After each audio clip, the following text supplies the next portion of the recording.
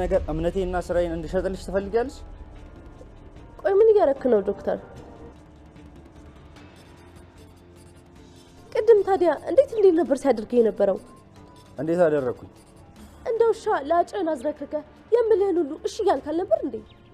ቆይ አሁን ምን ተፈጥሮ ነው እንደዚህ የተቀየርከው? ቀደም ተመችተሽኝ ተፈጥሯዊ ምላሽ ነበር የሰጠሁሽ። ወንድ ልጅ ነኝ። እንዳንቺ አይነት ቆንጆ ደግሞ ልታማልለኝ ትችላለች።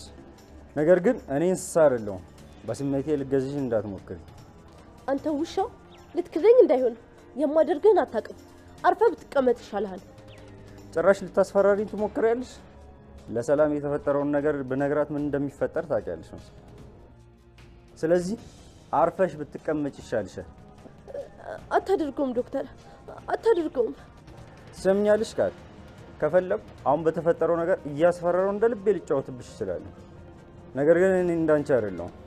አንድ